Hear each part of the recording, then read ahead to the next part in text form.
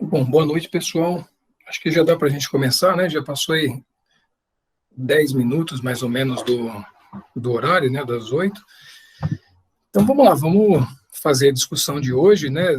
Continuar aí com esse espaço legal que o Sarad disponibilizou para a gente fazer essas discussões, seja de enfermidades, né? De manejo farmacológico de algumas situações. E hoje a gente vai fazer aí a discussão sobre o manejo de drogas antipsicóticas, né, neurolépticos. Então, só para eu me apresentar, eu sou Gustavo Lovadini, sou psiquiatra lá no Sarad desde 2014, estou lá na enfermaria do Sarad, trabalhando com dependentes adultos, né, em todo esse período foram pacientes adultos praticamente que eu fiz a abordagem. A ideia hoje, deixa eu passar aqui o slide.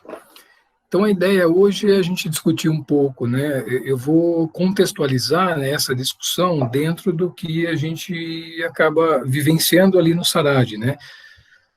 O manejo de antipsicóticos, ele se dá em diversas situações, né? Dentro de um ambulatório de psicóticos, o manejo com paciente bipolar, o manejo com potencialização antidepressiva. Então, eu vou, né, abordar, me ater principalmente, mas se surgirem dúvidas, depois a gente pode discutir, ao uso do antipsicótico ali dentro de um contexto de um hospital voltado para o tratamento de dependências químicas, né? Seja numa situação de unidade de desintoxicação ou no contexto da enfermaria. Então, os objetivos aqui da nossa discussão, né, que eu pretendo atingir aí até o final da nossa discussão primeiro, né, básico ali o que são neurolépticos e antipsicóticos e suas características farmacológicas básicas. Quando e como podemos utilizar, então, nesses contextos, principais efeitos adversos e o manejo que a gente pode ter inicial desses efeitos adversos, e o uso em algumas situações especiais, né, que a gente acaba se deparando no dia a dia, como gestação, idosos, pacientes com epilepsia. Eu vou pedir para que, caso tenha alguma pontuação, alguma dúvida, mandem no chat, né, e aí a gente, no final, discute se tiver alguma coisa, porque às vezes a abertura de microfones pode interferir, né, na evolução aí da nossa discussão. Então, vamos lá, características farmacológicas, né? Basicamente, né, quando a gente fala numa substância neuroléptica, né, numa medicação antipsicótica, a ação-alvo, né, dessa medicação é o bloqueio. Deixa eu pegar uma caneta aqui para ir arriscando. Então, é o bloqueio, né, da dopamina. Principalmente bloqueio por meio dos receptores D2. Existem vários receptores, né? D1, D2, D3, D4, D5. Algumas medicações hoje já conseguem fazer bloqueio ou até agonismo, né, em outros receptores, mas o princípio aí que a gente objetiva é o bloqueio desses receptores, seja ele total, né, ou parcialmente. E é o bloqueio não em todas as regiões, né? O ideal é que esse bloqueio ocorra na via, né? Dentro das vias dopaminérgicas, na via mesolímbica. Então, mesolímbica, que é, né, essa via que liga a área tegmental ventral ao sistema límbico. Então, vem a inervação aqui dessa região do tronco, né? Onde a dopamina é gerada, armazenada e enviada, né, núcleo accumbens e outras regiões aqui que compõem o sistema límbico, né. Por que eu bloqueio nessas regiões? Porque os sintomas psicóticos, né, pelo entendimento aí do que a gente tem de agitação psicomotora, psicoses e manias, o aumento da dopamina, né, nessas regiões é o que causaria esse tipo de sintoma. E a gente vê que isso tem realmente uma correlação. Quando a gente bloqueia a dopamina aí, né, a ação da dopamina nessa região, acaba tendo uma melhora desses sintomas. Porém, existem outras vias, né? São 4 principais vias dopaminérgicas, né? Então, a mesolímbica, a mesocortical, a nigroestriatal, né, que vai da substância negra ao núcleo estriado, e aí núcleo estriado, os núcleos mais ventrais e os núcleos laterais. Os núcleos mais ventrais têm relação com o controle também de humor e comportamento, mas os núcleos dessa via que são mais laterais têm controle sobre o sistema motor fino, né, que é a via relacionada ao Parkinson. Então, além dessas 3 vias, ainda existe a via túbero-infundibular, né, que faz a regulação aí do eixo hormonal, né, hipotálamo, hipófise e adrenal. Essas outras vias são responsáveis aí, né, quando a medicação age bloqueando dopamina nessas outras vias, é quando a gente acaba tendo alguns efeitos colaterais indesejados, geralmente, às vezes até desejados, e que acabam, às vezes, trazendo alguns problemas aí para o tratamento. E a gente discute mais para frente quais são esses efeitos colaterais, né?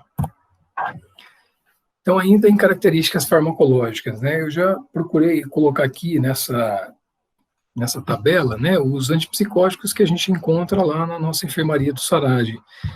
É uma lista restrita, lógico, dentro do que temos de possibilidade, mas representa bem a realidade aí.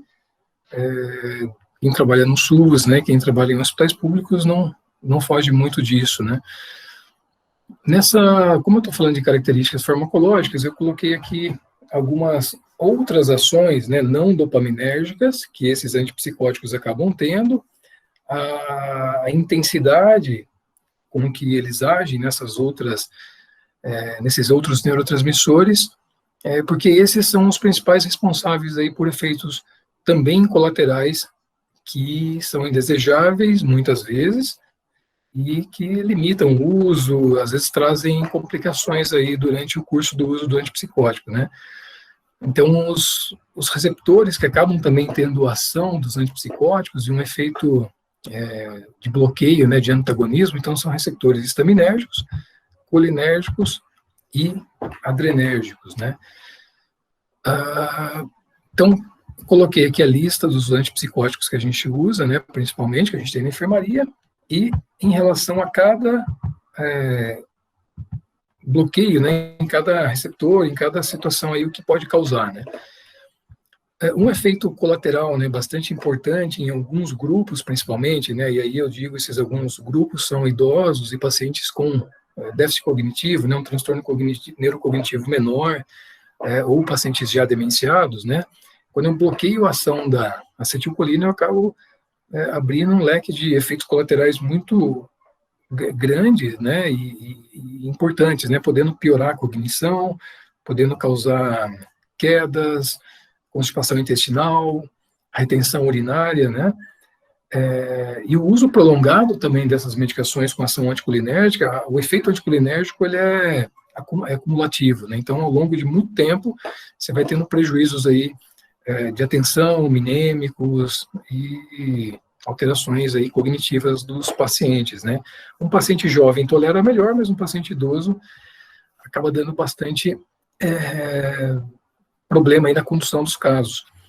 Em relação a essas medicações, né, que temos aí no serviço, dentre elas o haloperidol e a risperidona é o que tem a menor ação anticolinérgica. Então, para casos de idosos e delírio ou com demência, são medicações bem seguras, né? Não é à toa que o haloperidol é uma medicação de escolha aí para casos de delírio, né? Que é o estado confusional no idoso. Já a clorpromazina, né? Que são as fenotiazidas, são antipsicóticos de primeira geração com baixa potência, mas que têm um efeito anticolinérgico aí bastante importante, né? E às vezes até por isso que a gente usa, né? Eles são anticolinérgicos, antihistamínicos, então causam bastante sedação e sonolência. Então a gente usa às vezes com esse objetivo, né? Tem ainda o bloqueio alfa-1 adrenérgico, né? Esse bloqueio ele acaba levando também na população idosa, né? Que sempre vai ser mais vulnerável, um aumento do risco de quedas, né, principalmente com a situação da hipotensão ortostática. De novo, né, a clorpromazina lidera aqui, principalmente quando você faz o uso EV, na verdade é IM, eu errei aqui, né, o uso IM da clorpromazina, né, a gente tem ampola de 25 miligramas, levopromazina, que tem um mecanismo, né, uma farmacodinâmica bastante parecida com a clorpromazina, tem também alto, né, a ação bloqueio alfa-1 adrenérgico, e a quetiapina também. Então, o risco de queda é significativo com esses antipsicóticos na população mais idosa. E o prolongamento QT, né, o bloqueio aí, né, das bombas de potássio, das fibras cardíacas, acaba levando a uma descompensação só de potássio e levando a um prolongamento do QT, né. Esse prolongamento do QT é um aumento de 5 milissegundos no traçado de base, né, quando a gente considera um prolongamento. Tem relação com a dose, e aí ele se mostra mais preocupante com o aldol. E aí sim o aldol EV, né, e aqui está certo.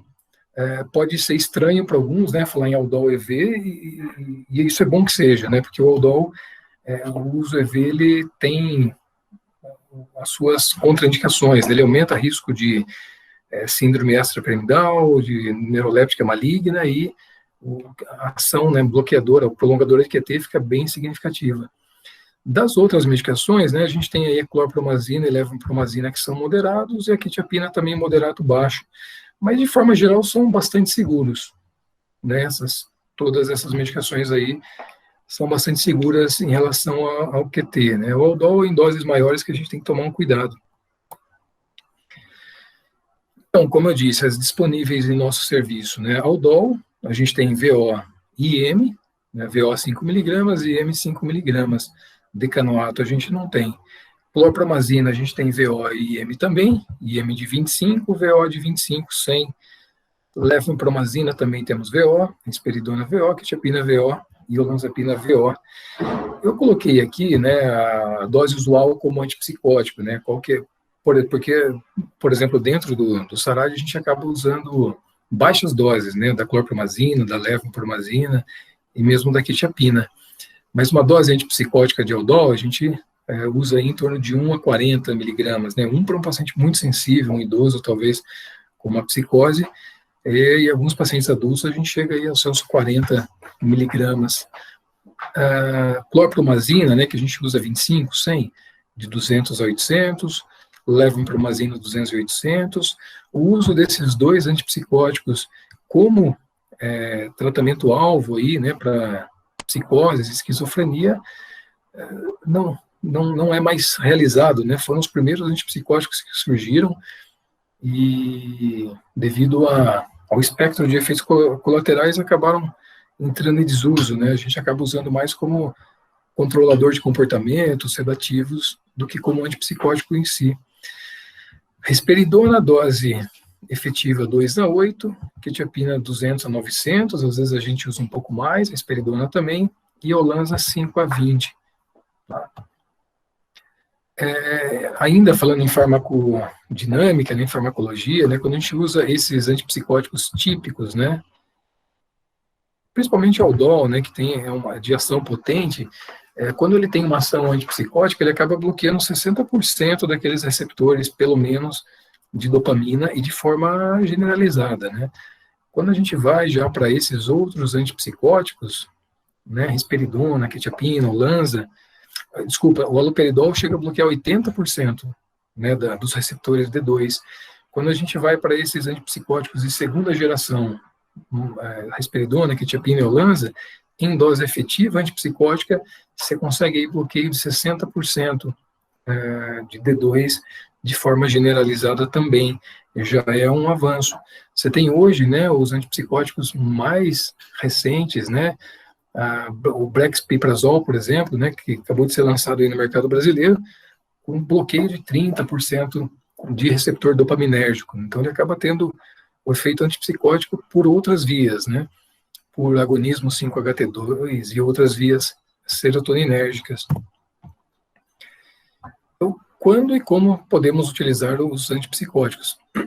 Também aqui eu me ative mais a situações aí que a gente encontra no SARAD, mas que não é muito diferente das redes de tratamento aí em saúde mental, né?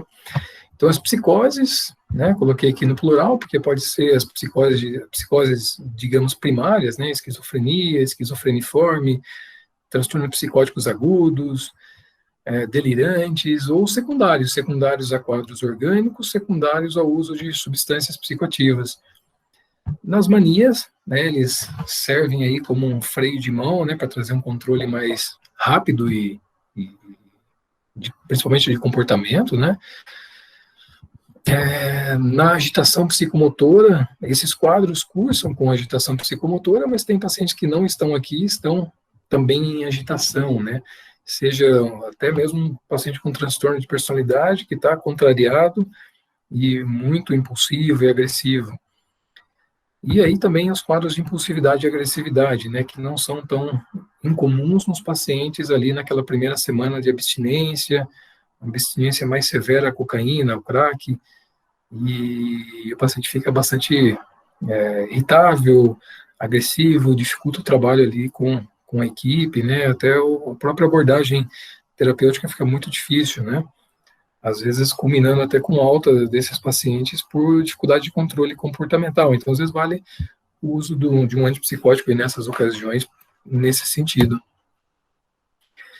Então, como a gente pode usar nesses casos, né, os antipsicóticos? Como eu estou falando de agitação psicomotora moderada e grave, estou priorizando aqui o uso de medicações IM, né? Se for uma agitação leve, dá para a gente fazer com medicações VO, e aí pode ser qualquer uma delas.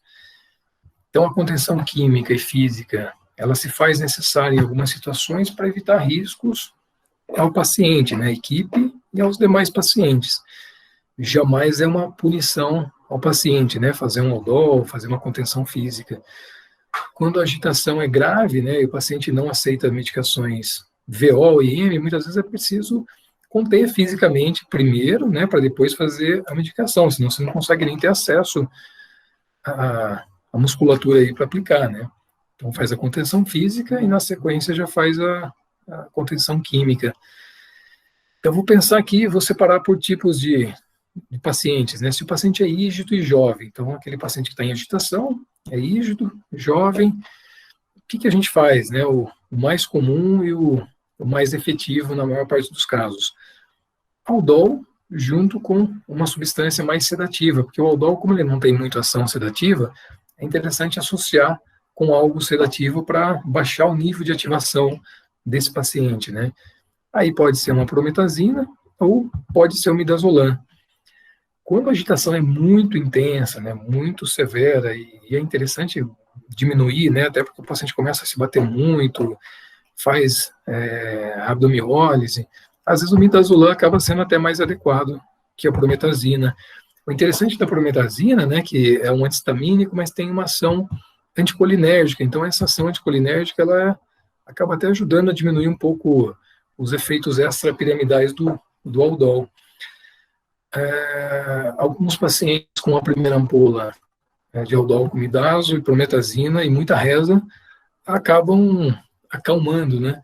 Mas a gente tem uma boa parcela aí de pacientes que não acalmam, né? Com a primeira ampola, a segunda ampola. Então, é possível repetir o aldol de hora em hora. Interessante esse intervalo aí de 1 hora entre as aplicações.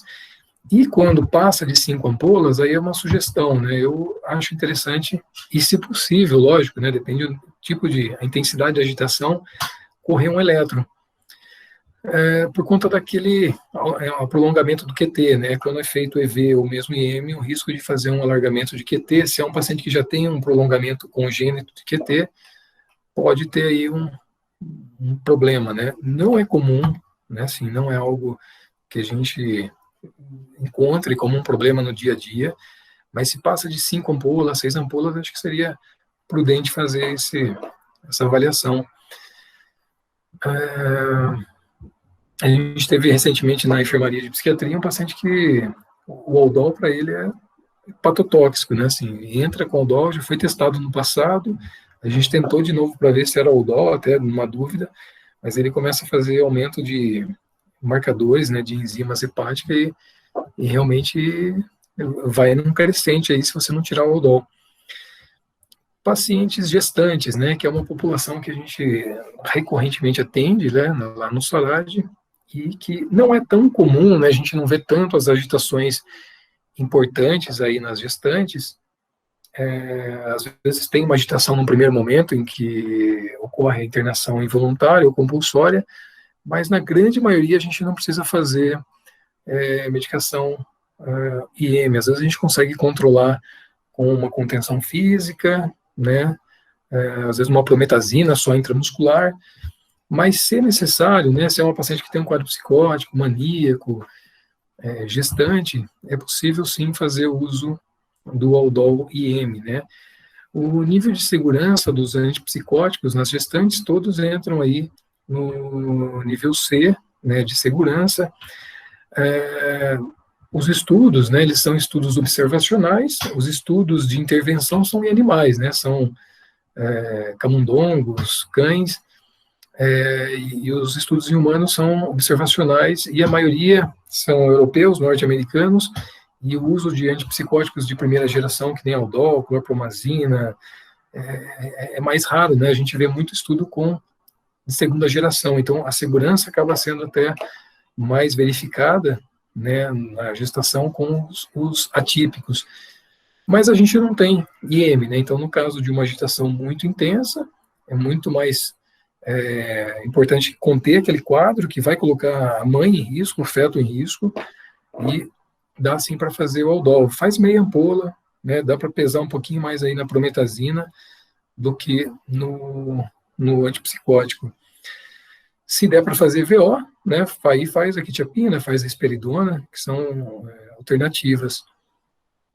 Midazolam não, né, é um benzodiazepínico, os benzos e anticonvulsivantes na gestação não são opções interessantes, né. Paciente idoso, né, com sinais de prejuízo neurocognitivo ou não, né, um idoso, ainda mais os que têm dependência química, né, principalmente álcool, acabam ali com os seus 50 anos que parecendo que já tem uma idade biológica muito mais avançada, né, e funcionam como, né, com atrofias, com prejuízos cognitivos.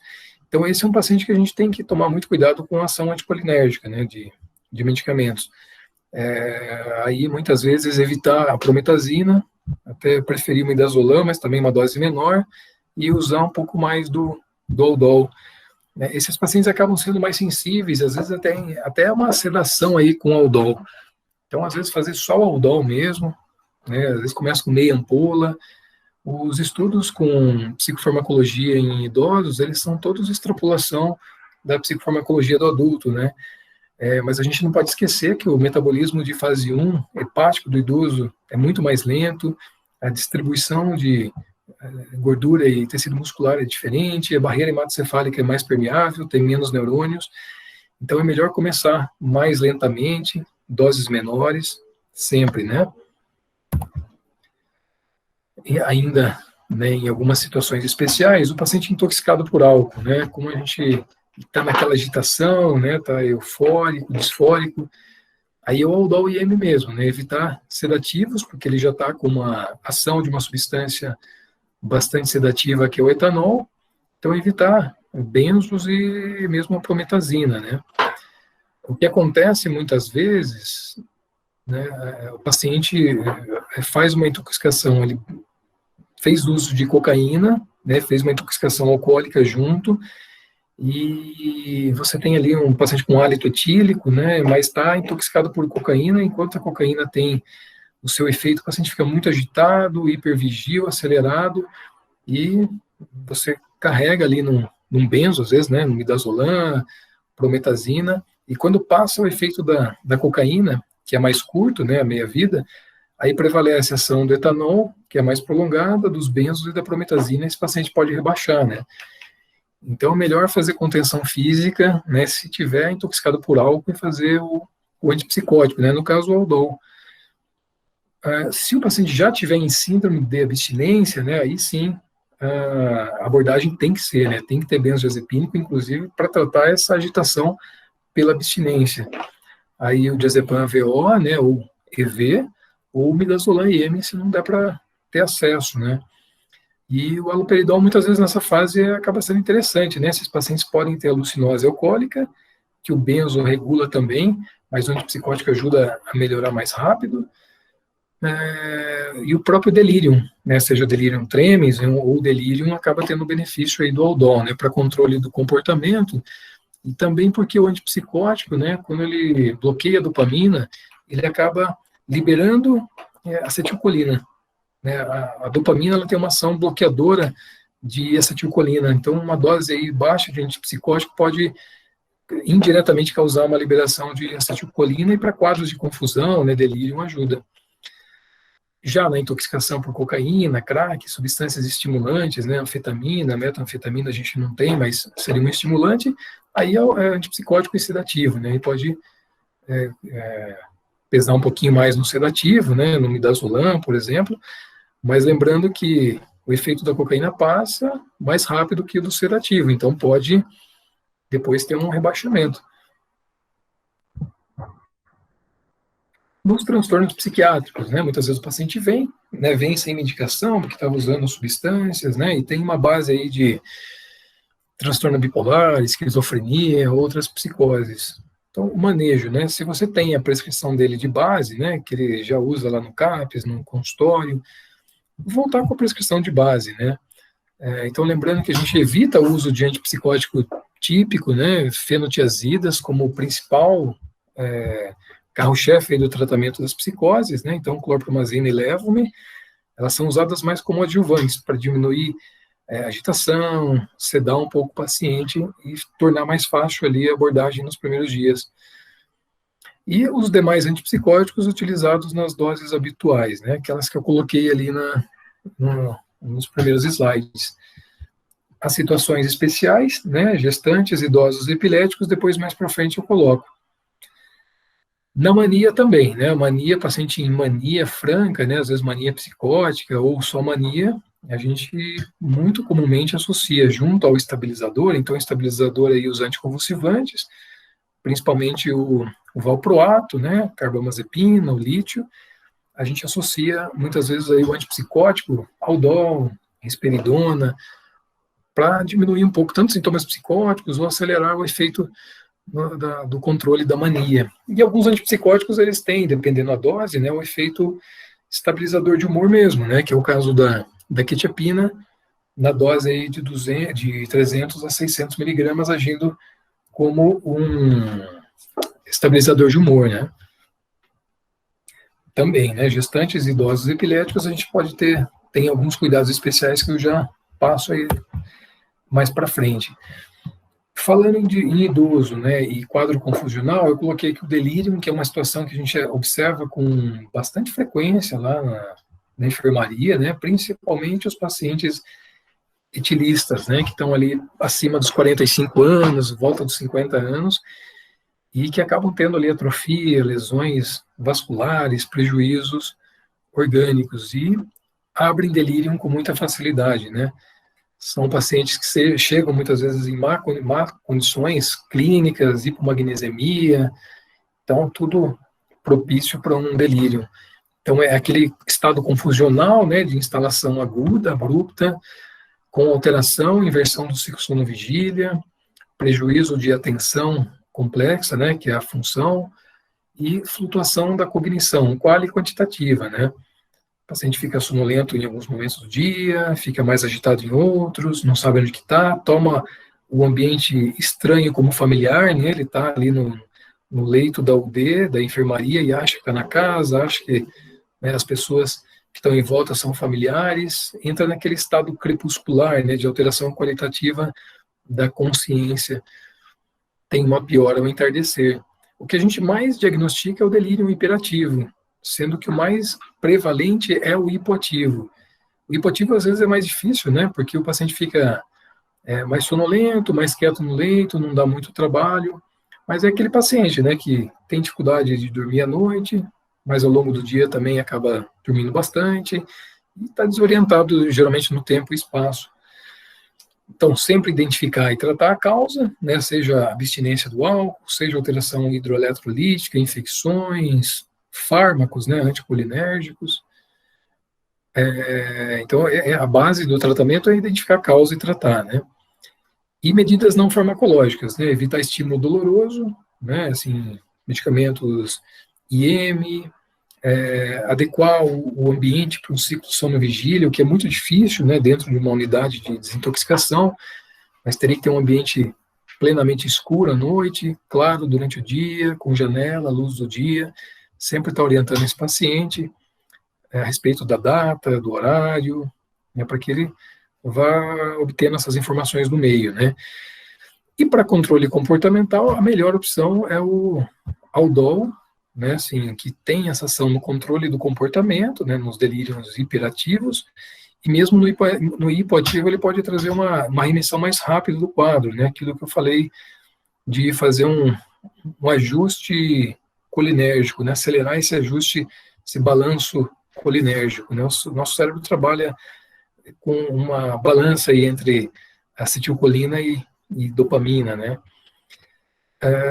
Preferir o VO, geralmente se é um paciente idoso, né, fez delírio, ele já é mais idoso ou comprometido, começar devagar, né, 2 miligramas por dia, 3,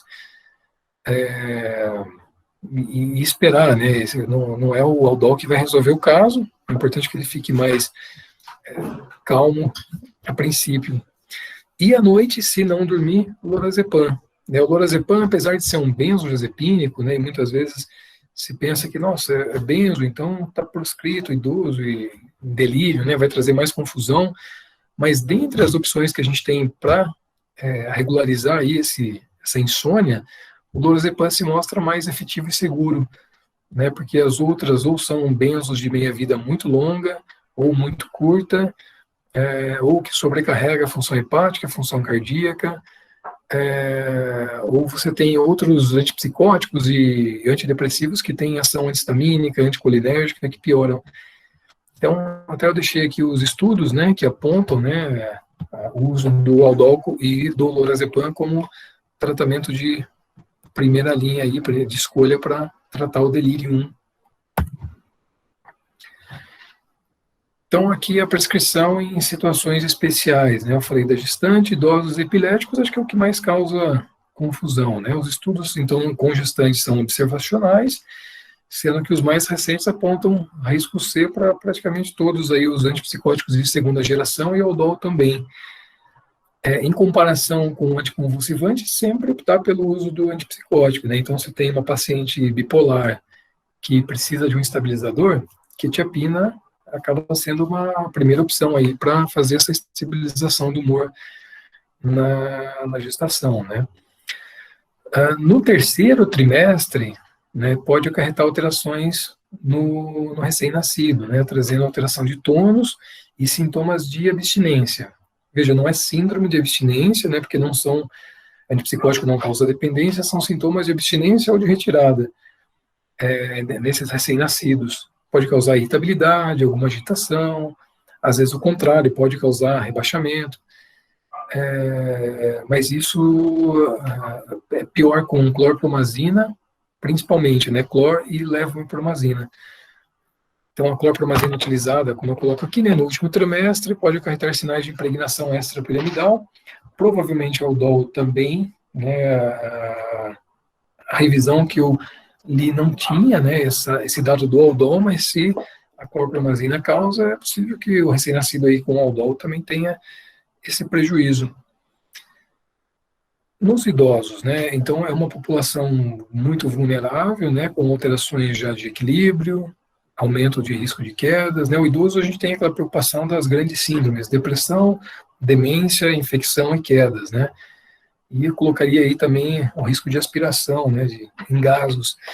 Então, é uma população com risco de quedas, hipotensão postural, né, seja pela própria desautonomia do sistema, né, ou pelo uso de outras medicações com antagonismo alfa-1, né, por exemplo, as medicações para hiperplasia prostática, são pacientes com cognição já comprometida, que tem maior risco de constipação intestinal, retenção urinária e de quadro confusional, né, agudo, delírio farmacológico. Então, é uma população muito frágil, que a gente tem que ficar muito atento a medicações com essas ações aí do antipsicótico, né. O idoso, né, do sexo feminino, usuário de substâncias e com alterações de eletrólitos, é uma população de risco para prolongamento de QT. Então, paciente idoso é fator de risco para prolongamento de QT. Sexo feminino é fator de risco para prolongamento de QT. E o usuário de substâncias também acaba sendo, aí até pelas próprias alterações de eletrólitos, né, que esses pacientes têm, são mais propensos a prolongamento do QT, né, e evolução aí para torsades. Então, Aldol e IM, tomar mais cuidado com essa população, né. Idosos com fibrilação atrial em uso de risperidona, maior risco de AVE. Né, essa é uma constatação, né, por estudos de associação.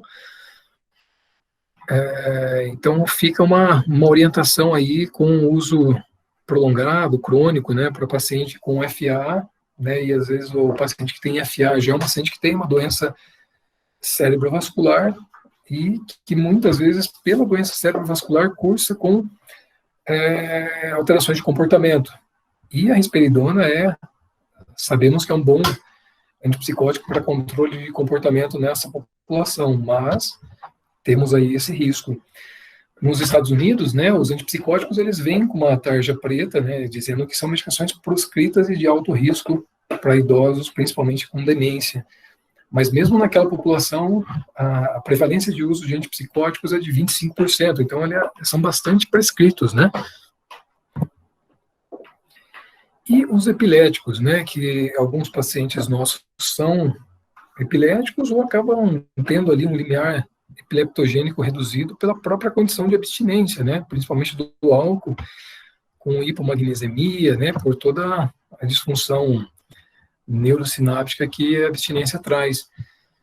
Então, o que os estudos apontam, né, que os antipsicóticos típicos têm maior risco, mas dentre eles é a clorpromazina e levomipromazina, de novo pela ação anticolinérgica, aparentemente ocasionando essa redução do limiar. Então, veja, clorpromazina e levomipromazina são as mais problemáticas aí. Assim como no prolongamento de QT, a redução do limiar epileptogênico aparentemente está relacionada com a dose, né? Então seria dose dependente. Tem esse estudo, né, já antigo, de 67, e era uma época em que se usava, né, clorpromazina era uma das poucas opções de antipsicótico. Então ali se conseguia observar mais esse efeito epileptogênico da medicação, né, naquela ocasião. E aí, com a evolução dessa classe de medicamentos, elas foram se tornando mais seguras, né, menos anticolinérgicas e menos antistamínicas. Então, a constatação aqui fica mais clara, né, da dose dependência, quando você vê esse apontamento. Clorpromazina, aqui, então, era um hospital psiquiátrico, né, pacientes recebiam clorpromazina para tratamento de doença psiquiátrica e eram pacientes não epiléticos. Nos pacientes que usaram menos que 200 miligramas por dia, 0,3% convulsionaram. Nos pacientes que usavam de 200 a 1.000 miligramas por dia, né, 0,7% cursaram com convulsão ao longo da internação. E os pacientes aí com uma alta dose, né, 9%. Então, um aumento muito significativo em relação à dose, né, e atingindo níveis não esperados, né. Esse estudo não aponta a levomipromazina, mas pelas características farmacocinéticas e dinâmicas tão parecidas com a clorpro, é provável que seja o mesmo funcionamento, né. E dos típicos, né, o Aldol, até mesmo entre os atípicos, né, ele se apresenta como um dos mais seguros, talvez aí pela quase nenhuma ação anticolinérgica que ele tem, né. Então, paciente epilético, paciente em síndrome de abstinência alcoólica, de novo, é uma medicação muito efetiva e segura, né. Os atípicos, né, são bastante seguros, né, em pacientes epiléticos, exceto a clozapina, né, que aí ela tem uma ressalva grande, né, ela faz redução do limiar epileptogênico e só deve ser usada realmente em casos, exceções, né, que o paciente é refratário a tudo que é antipsicótico, e aí sim você vai tentar fazer um manejo lento com a clozapina e acompanhando aí com o apoio de um neurologista, né. Em relação a efeitos adversos e manejos, né, desses efeitos, eu coloquei aqui os principais, né, principalmente os que são mais agudos, que ocorrem ali na internação e podem acontecer. Existem muito outros, né, como o que nos preocupa muito nos atípicos é a síndrome metabólica, mas não é algo que a gente vai ver dentro de uma internação, né, as próprias ações antihistamínicas, sedativas, anticolinérgicas, tá, mas foquei aqui nos principais e que a gente costuma ver mais, né. Então, o mais comum, né, síndrome extrapiramidal, e principalmente relacionado ao uso dos típicos, né, de primeira geração e alta potência, mas mesmo a clorpromazina costuma dar bastante extrapiramidal também, que é uma síndrome parkinsoniana, né, cursa lá tem curso progressivo, né, geralmente é um paciente que está usando antipsicótico há mais tempo, também tem relação com a dose ou a vulnerabilidade do paciente. Então ele cursa lá com sintomas de Parkinson, né, a cinesia, né, marcha em bloco, uma marcha magnética, lentificação da motricidade, tremor das mãos, sinal da roda denteada, né, que fica presente, hipomimia facial, às vezes no esquizo confunde até com embotamento afetivo, e aquela postura curvada, né, típica do paciente com doença de Parkinson, o paciente com extrapiramidal cronificado, ele fica também com essa apresentação, né? Muitas vezes tem uma rigidez de musculatura bucomastigatória, né? Esse paciente fica com redução da deglutição e acaba até, além de ter cialorreia, né, por aumento da saliva, mas também por não deglutir. Então ele começa a escorrer mesmo e ele não consegue adequar essa situação. Na vigência da síndrome extrapiramidal, a primeira coisa que a gente tenta fazer é reduzir a dose do antipsicótico. Então, está com, sei lá, 5 de Aldol, está bem controlado o sintoma psicótico, tenta baixar para 4, 3. Muitas vezes você impregna menos receptores dopaminérgicos, né, e acaba evitando aí a síndrome, né, que tem a ver com bloqueio D2 em via nigroestriatal, né, região globo pálido. Se não funcionar a redução de dose, é possível a troca, né? E a troca de um típico por um atípico. Então, trocar por quetiapina, por olanzapina, risperidona.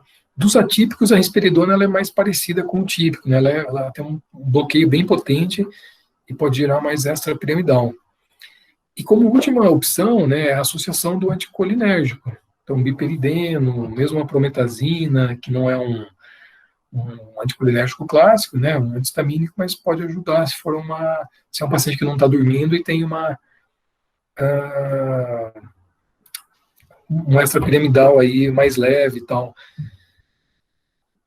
Outro efeito colateral, e aí assim, entrou com anticolinérgico, porque realmente, olha, já passou para atípico, tentou até clozapina e não consegue controlar, né, assim, o que não é comum, né, na verdade, quando a gente vai trocando, manejando, o atípico, ele é muito seguro nesse aspecto extrapiramidal, né. A quetiapina, de todos os antipsicóticos, né, mais comuns, ela é o que menos gera sintoma extrapiramidal. Ela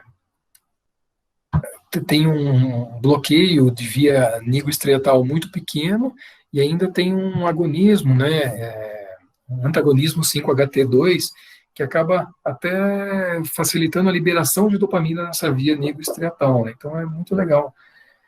E tem um antipsicótico novo, né, que saiu aqui nos Estados Unidos, já se está usando, que é agora o nome me fugiu, mas ele não tem ação bloqueadora dopaminérgica. Ele não tem ação dopaminérgica, ele age só em receptor serotoninérgico, né? Então ele bloqueia a liberação de dopamina por meio de receptor 2A na área tegmental e na substância negra, né? E aí alguns são mais específicos para a área tegmental e outros mais para a substância negra. mas ainda sem previsão para chegar aqui para a gente.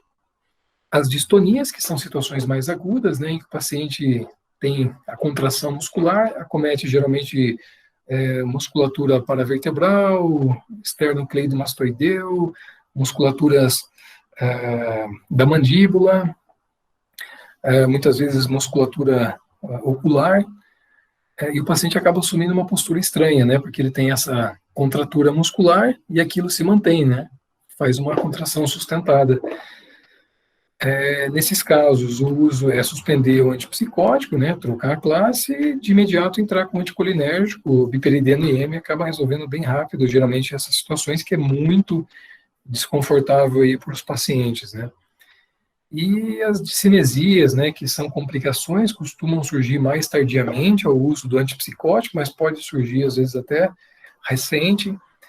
Mulheres em meia idade são mais propensas. Então, são movimentos involuntários, repetitivos.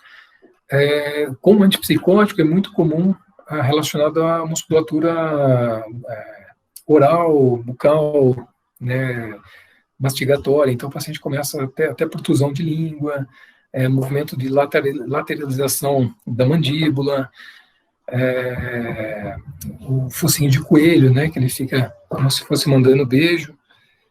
Então, infelizmente, o cuidado que a gente tem que ter, porque às vezes é irreversível, né? Esse quadro começa e não remite, a gente acaba não tendo um tratamento efetivo para isso, né? E a pior situação de todas, que é a síndrome neuroléptica maligna, né? Felizmente, ela é uma síndrome rara, né? Ocorre de 0,2, alguns estudos apontam 1 até 2% dos pacientes tratados com neurolépticos. É uma reação potencialmente fatal, né, se não identificada com rapidez, né, e abordada com agilidade também. E apesar de rara, mas é fatal, né. Então, fatores de risco são episódios anteriores de síndrome neuroléptica maligna, o paciente que está desidratado e agitado, e além de características mesmo da via de administração do neuroléptico, né? Como eu falei, o Aldol-EV é um risco aí aumentado para fazer neuroléptica maligna, né? Pacientes, às vezes, com quadros infecciosos, como tem aumento da permeabilidade de barreira hematocefálica, acaba também mais predisposto a evoluir para essas síndromes, né? Você pode ter, né, achar esse diagnóstico lá pelo DSM, mas também a gente pode recorrer aí aos critérios de Nirenberg, que são bastante utilizados aí na prática, porque são fáceis, né, de identificar. Então, ele separa em critérios essenciais, maiores e menores, né? Aqui eu vou colocar os menores. Então, quais são os critérios essenciais? Então, é o tratamento recente com antagonista dopaminérgico, ou seja, antipsicóticos. Mas pode ser até Plasil, por exemplo, domperidona, né, que também tem ação antagonista dopaminérgica. É muito mais raro acontecer, mas existem relatos. Ou a suspensão abrupta de agonistas dopaminérgicos, né, levodopa, por exemplo. Então, tem que ter uma dessas situações.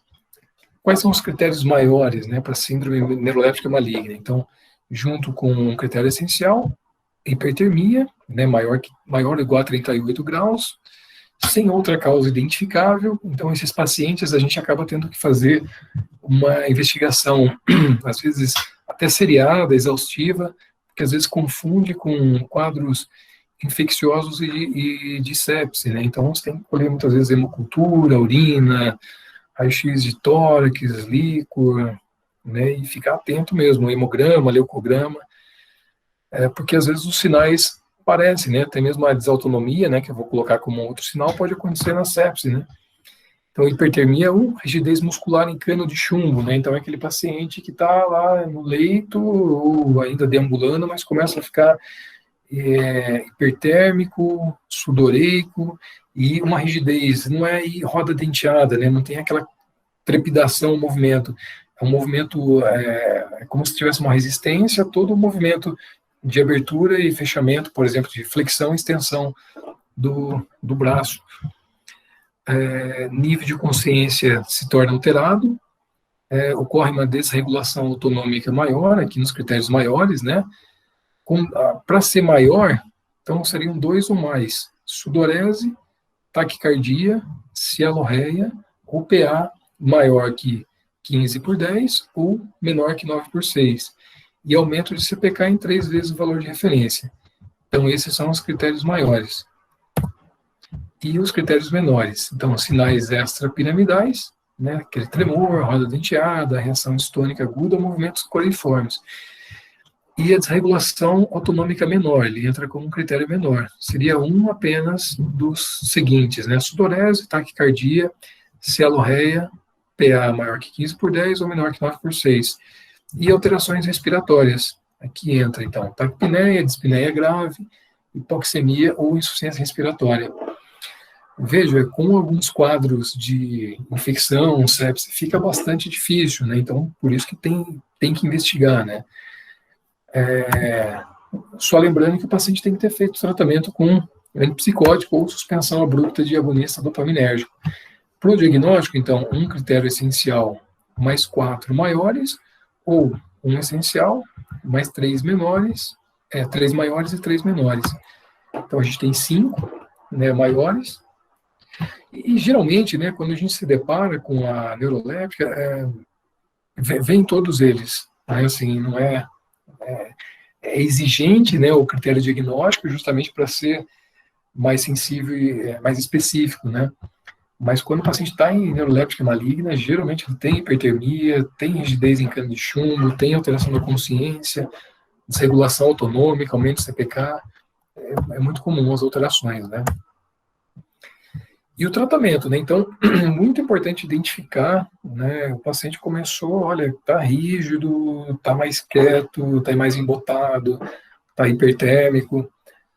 Olha, mesmo que você fica na dúvida, né? Suspender o antipsicótico, essa é a primeira atitude, né? Mesmo na vigência da psicose.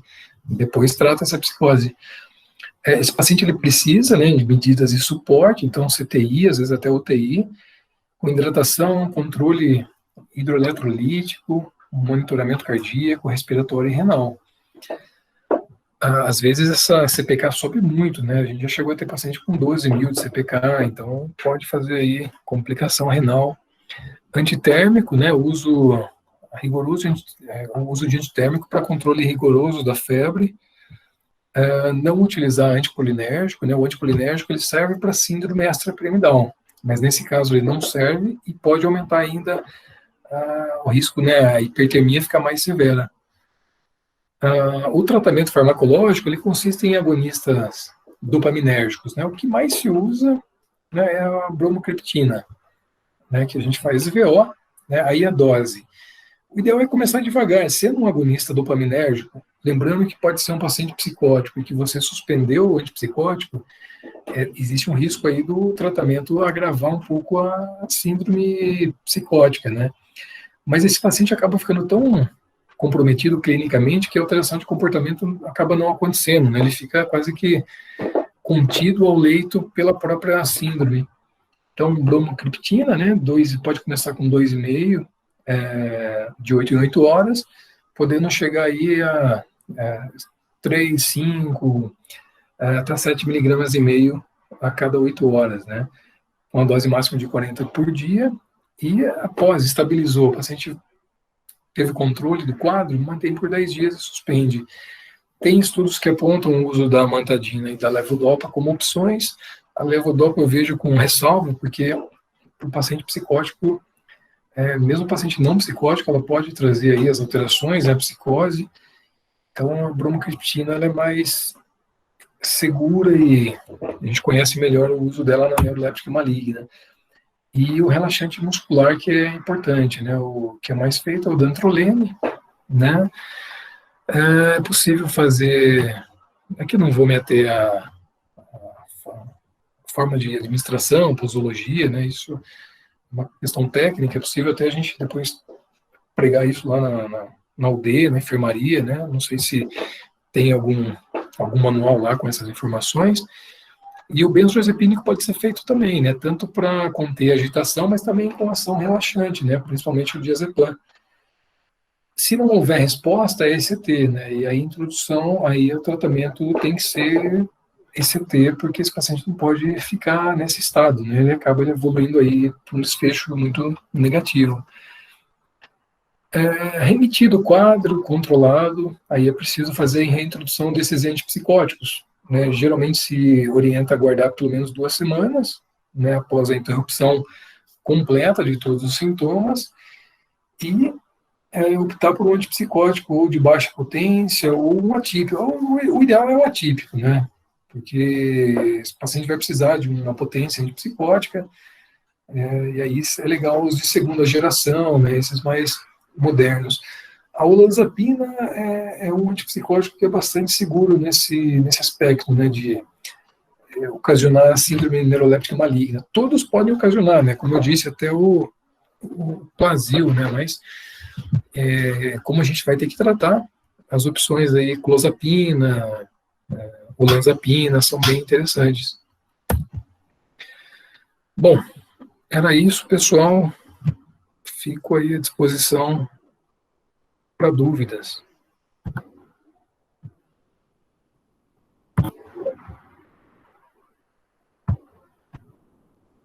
Muito boa aula, viu, professor? Muito obrigada. É a Jéssica que é R1 que está falando.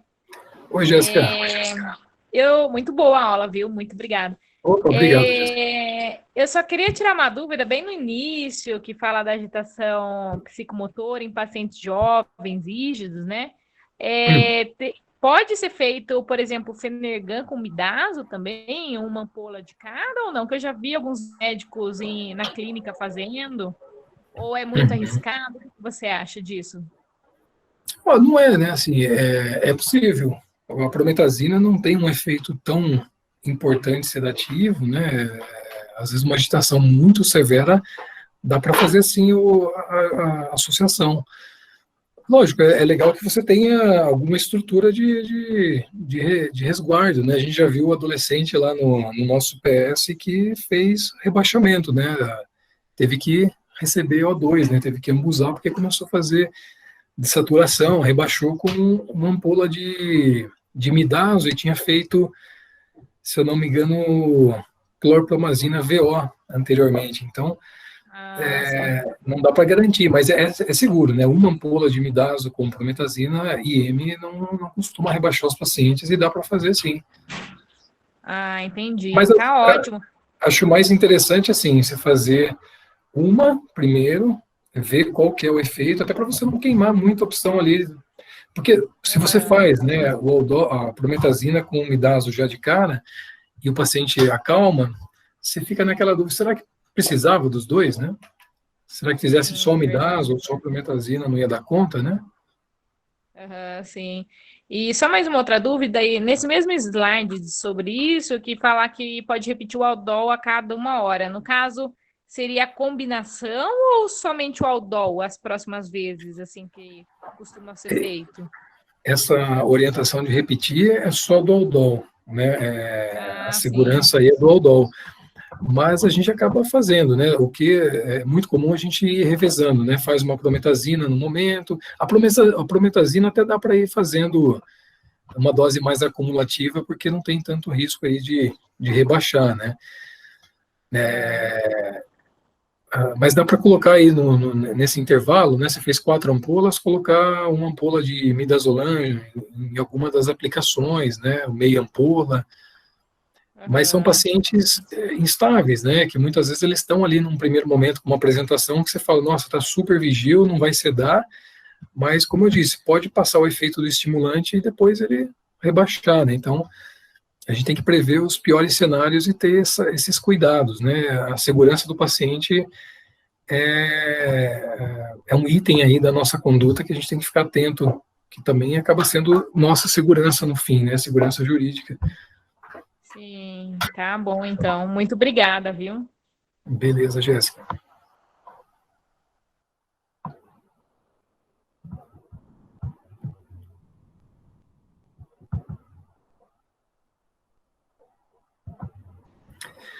Ó, tem algumas dúvidas aqui. no, no chat, que é o Guilherme perguntou como faz a transição dos antipsicóticos, né, Guilherme? É que aí vai depender do antipsicótico, né, assim, que são vários esquemas de transição, né?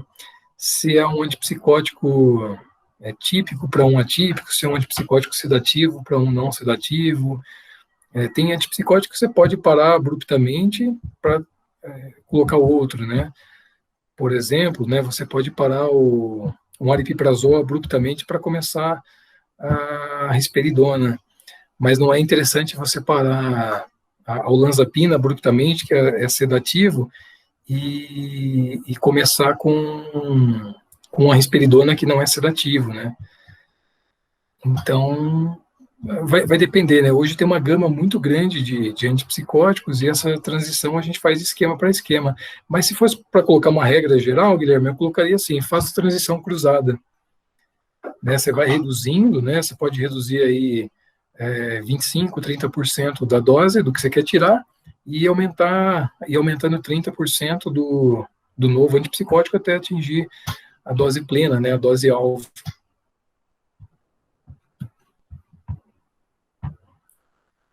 Deixa eu ver se tem mais. Acho que aqui não tem mais dúvidas.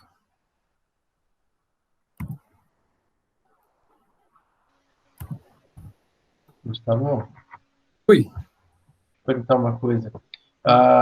Existe uma dose em que a risperidona passa a ter esse comportamento de típico, ou isso pode acontecer com qualquer dose, dependendo do paciente?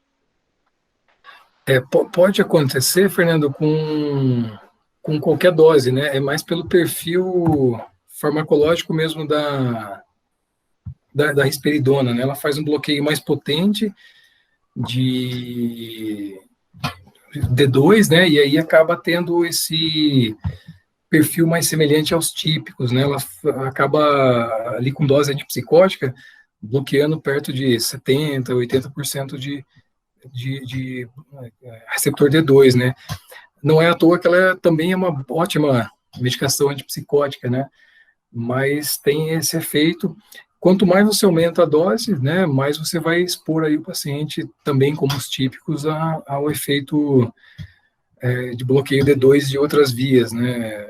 Extra, via nicoestriatal, mesocortical. Mas não tem muito a ver com a dose essa semelhança, né?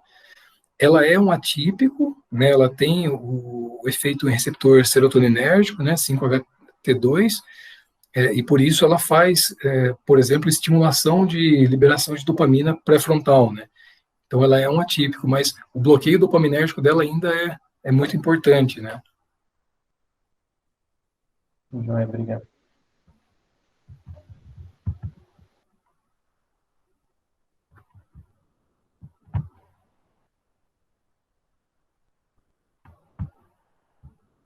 A Thaís perguntou, Thaís, tudo bem? Você que está aí, não tinha visto que você está aí. Você perguntou se é Brexpiprazol.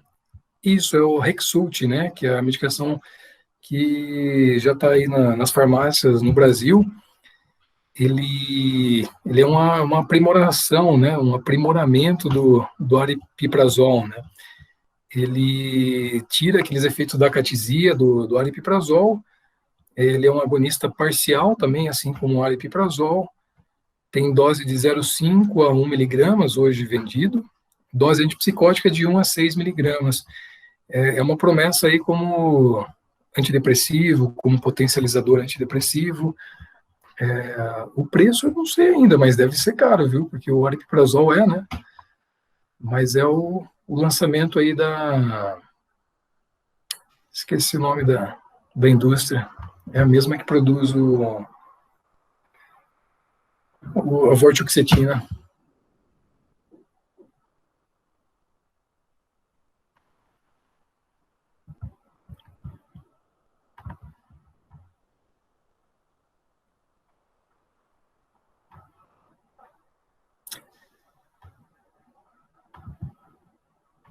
A Rebeca mandou uma pergunta aqui, né, Rebeca, dos 40 miligramas por dia de aripiprazol. Se a gente for pensar, né, Rebeca, da quantidade de ampolas, né, se você fizer 5 ampolas, você já colocou aí 25 miligramas, né? 6 ampolas, a gente vai para 30. Então, dá para fazer, né, esse uso aí com 40 miligramas mesmo, né, por dia. É uma dose que a gente habitualmente não usa, né? Para controle de psicose em paciente ambulatorial, né, esquizofrênico. A gente chega ali 10, 15, muitas vezes, e não passa muito disso, né? Mas é a sugestão, inclusive, da literatura que é possível fazer esse uso. É bastante alto, né? Um paciente com 40, eu nunca usei, né? 40 miligramas, eu acredito que os efeitos colaterais com 40, ou é um paciente metabolizador muito rápido, né, de Aldol, mas vai ter bastante efeito colateral. Na emergência é mais comum, né? Assim, às vezes faz 6, 7 ampolas, né? Lá na faculdade, um tempo atrás, a gente precisou fazer quase 8 num paciente. Então, chega próximo a isso, né?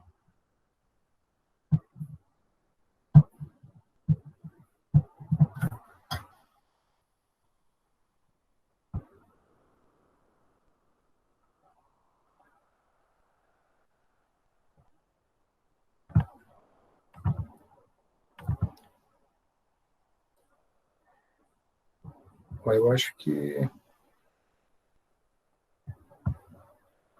até que você usou uma dose alta, né? 25, ambulatorial, acredito, né? Não, pelas dúvidas aqui do chat, acho que é mais ou menos isso, viu? Não tem mais nenhuma, né? Não. Tá bom.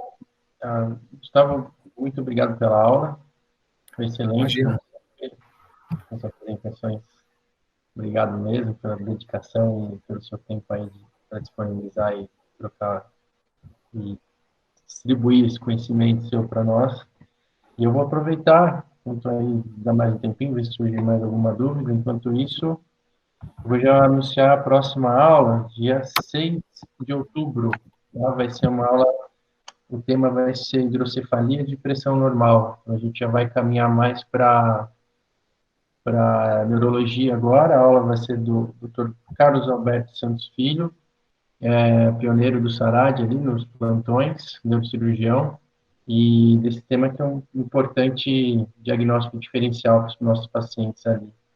Então, deixo o meu agradecimento para o Gustavo, a Lovadini pela aula, mais uma vez, e convido a todos, peço que todos respondam ao questionário dos organizadores aí, do DGA, agradeço o DGA também, e todo mundo que já está cadastrado na aula, que se cadastrou uma vez, vai receber o convite para a próxima aula também, o link no dia, tá? Aí a gente vai divulgando também a data, mas aí já deixa na agenda dia 6 de outubro, às 20 horas. Grande abraço a todos. Obrigado, Fernando. Obrigado, pessoal. Até.